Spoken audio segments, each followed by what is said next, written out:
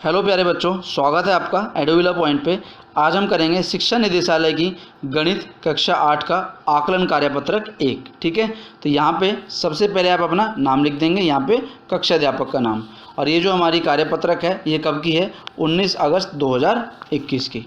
कार्यपत्रक का इसका हमारा शीर्षक क्या है? एक चर में रैखिक समीकरण, एक चर वाले रैखिक समीकरण। इस कार्यपत्रक में आपको 10 प्रश्न दिए हुए हैं, जिनके आगे 4 आपको ऑप्शन दे रखे हैं ए बी सी डी, और उसमें से आपको सही को चुनना है और उसके आगे दिए गए सर्कल को डार्क कर देना है, यानी कि भर देना है। ठीक है, तो स्टार्ट करते हैं हमारी वर्कशीट।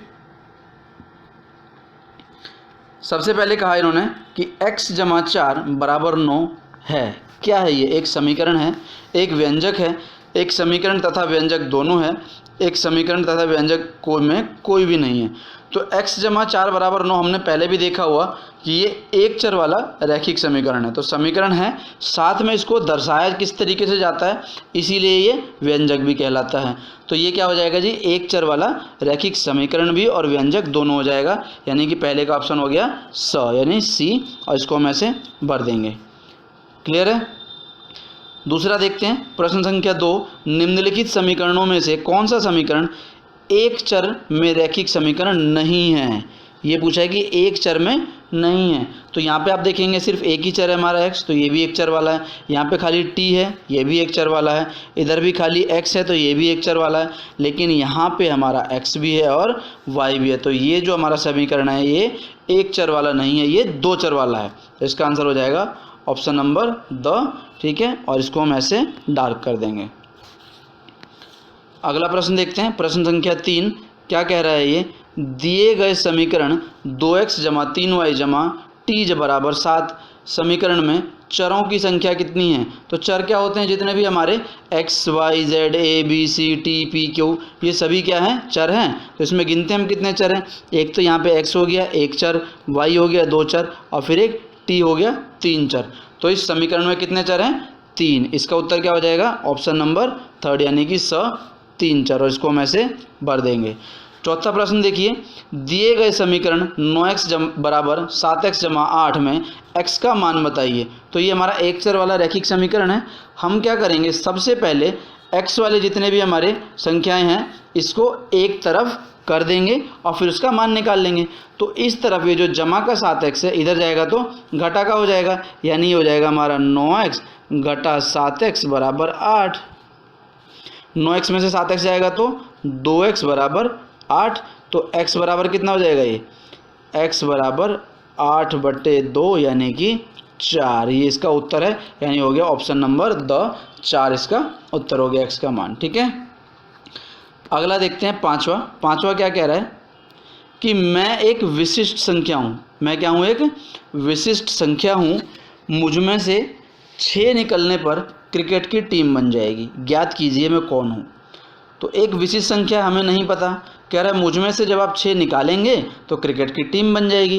क्रिकेट की टीम कितने खिलाड़ियों की होती है जी? 11 खिलाड़ियों की। ठीक है, मुझ में से 6 निकालेंगे। अगर हमें 6 निकालना है उसमें से तो हम क्या करेंगे? 6 घटाएंगे। और विशिष्ट संख्या क्या है हमें नहीं पता, तो हम मान लेते हैं x, यानी कि इस विशिष्ट संख्या में से जब 6 घटाया जाता है तो कितने खिलाड़ी बचते हैं? 11। ठीक है, अब इसे हम आसानी से हल कर सकते हैं कि जो इधर घटा का 6 है वो इधर आके जमा का हो जाएगा, यानी x बराबर 11 जमा 6, ये कितना होता है? 17। ठीक है, तो इसका हो गया ऑप्शन नंबर अ, यानी कि 17, और इसको हम ऐसे डार्क कर देंगे। अगला प्रश्न देखते हैं, दो पूरक कोणों के माप का अंतर 16 डिग्री है। दो पूरक कोणों के माप का अंतर 16 डिग्री है, दोनों कोणों का माप बताइए। तो सबसे पहले तो हमें ये पता हो कि पूरक कोण होते कौन से हैं। पूरक कोण वो होते हैं जिनका योग मिलाकर कुल 90 डिग्री होता है। कितना होता है? 90 डिग्री होता है। तो इसमें हम देखेंगे सबसे पहले इन दोनों जो हमें कोणों की माप दी हुई है इनका योग करेंगे कि 90 है या नहीं है। पहला देखते हैं 42 और 58 डिग्री। तो ये तो कितना हो गया? 42 और 58 100 डिग्री हो गया है। तो ये तो हमारा नहीं है, पूरक कोण ही नहीं है, तो आगे तो बनता ही नहीं सवाल। दूसरा देखते हैं जी आपका ब, यानी 37 डिग्री 53 डिग्री। इन दोनों का योग करेंगे तो 90 डिग्री तो आ गया, यानी एक हमारी कंडीशन तो सेटिस्फाई हो गई। दूसरा देखते हैं क्या इन दोनों का अंतर 16 डिग्री है। तो 37 में से 53 में से 37 घटाइए, यहाँ लिख देंगे 53 और यहाँ पे 37, इन दोनों को घटाने पे अंतर कितना आ रहा है 16 डिग्री, यानी कि ये बिल्कुल सही ऑप्शन है आपका ऑप्शन नंबर बी। ये आपके दोनों पूरक कोण है जिनका सम क्या है 90 डिग्री होगा और इनका अंतर 16 डिग्री होगा, इसको हम ऐसे डार्क कर देंगे। क्लियर है। देखते हैं अगला क्वेश्चन 7वां प्रश्न क्या दे रखा है, यहाँ पे आपको एक चित्र दे रखा है। आइए विभोर के परिवार से मिले और उनकी उम्र बताएं। विभोर का एक परिवार दे दिया और कह रहे हैं इनसे मिलते हैं, इनकी उम्र बताते हैं। सबसे पहले क्या कहा इन्होंने कि विभोर के पिता की उम्र 44 वर्ष है, तो हम यहाँ पे लिख देते हैं 44 वर्ष। ठीक है। आगे क्या कह रहा है, विभोर की उम्र उसके पापा की उम्र की 1/4 है। 1/4 है तो यानी विभोर की उम्र निकालने के लिए हम क्या कर देंगे 1/4, तो विभोर की उम्र कितनी आ गई 11 वर्ष। ठीक है। आगे क्या दिया, उसकी बहन की उम्र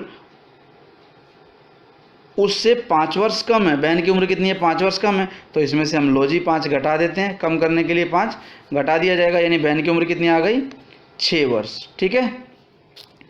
आगे आपको क्या दे रखा है देखते हैं कि उसकी दादी की उम्र विभोर तथा स्तुति की उम्र के योग की 5 गुनी है, यानी जो हमारा आया है विभोर की और स्तुति की उम्र इससे भी 5 गुनी है उसकी दादी की उम्र। तो विभोर की उम्र कितनी है 11, स्तुति की उम्र कितनी है 6, दोनों का योग करेंगे तो कितना आ जाएगा 17, और उससे भी 5 गुना है, यानी कि दादी की उम्र कितनी आ गई 85 वर्ष। ठीक है। आगे क्या कहा उसने कि उसकी मम्मी की उम्र उसकी उम्र के 3 गुना से 6 वर्ष अधिक है। ये जो माँ की उम्र है ये विभोर से 3 गुना यानी 11 गुना 3, और फिर उससे भी 6 वर्ष अधिक है यानी 6 जोड़ देंगे, तो 11 तिया 33 और 6 39, यानी मम्मी की उम्र कितनी आ गई 39 वर्ष। ठीक है। समझ में आ गया सबको। तो इन चारों को हम एक बार लिख लेते हैं उम्र को सारी, कि पापा की उम्र कितनी आई है जी 44 यानी कि 44, विभोर की उम्र कितनी आई 11 वर्ष, बहन की उम्र कितनी आई थी 5 कम कर दिया तो 6 वर्ष, माता जी की उम्र 11 जमा 6 17 गुणा में 5 यानी कि 85 वर्ष, और मम्मी की उम्र कितनी आई थी 11 गुणा 3 3 गुना कर दिया 33, और 6 वर्ष ज़्यादा यानी कि 39 वर्ष। ठीक है। तो इसके ऊपर अब देखते हैं प्रश्न क्या दिए हुए हैं हमारे। उपरोक्त जानकारी के आधार पर दिए गए प्रश्नों के उत्तर दीजिए। ठीक है। सबसे पहले क्या कह रहा है विभोर की उम्र बताइए, तो विभोर की उम्र कितनी थी, ये थी उसके पापा की उम्र, इसका 1/4 यानी कि 4 एकम 4 4 एकम 4 11। ठीक है, हो गया ऑप्शन नंबर बी 11 वर्ष, इसको हम टिक कर देंगे। उसकी बहन की उम्र, तो 11 में से 6 घटाने पर उसकी बहन की उम्र थी 6 नहीं सॉरी 11 में से 5 घटाने पर ये उसकी उम्र है 11 वर्ष, 11 में से 5 घटा देंगे 5 साल कम थी ना, यानी कि 6 वर्ष आ गई बहन की उम्र। नेक्स्ट क्या कह रहा है आपको, उसकी दादी की उम्र बताइए, तो दादी की उम्र कितनी थी जी 11 वर्ष जमा 6 17 वर्ष, और इन दोनों का 5 गुना यानी 17 पंजे 85 वर्ष, तो ये हो जाएगा ऑप्शन नंबर डी। ठीक है। लास्ट देखते हैं उसकी मम्मी की उम्र कितनी है, तो माता जी की उम्र कैसे थी जी विभोर की उम्र उसका 3 गुना जमा में 6 वर्ष, तो 11 तिया 33 जमा 6 यानी कि 39 वर्ष, तो ये आ गई उनकी मम्मी की उम्र। ऑप्शन नंबर सी, इसको ऐसे भर देंगे। क्लियर है, समझ में आ गया सबको। तो आशा करता हूँ आपको वीडियो अच्छी लगी होगी। अगर वीडियो अच्छी लगी है तो उसे लाइक करें, ज़्यादा से ज़्यादा शेयर करें, और अगर आपने अभी तक चैनल सब्सक्राइब नहीं किया है तो उसे सब्सक्राइब कर लें, साथ ही बेल आइकन का बटन दबाना ना भूलें। मिलते हैं अगली वीडियो के साथ, तब तक के लिए नमस्कार।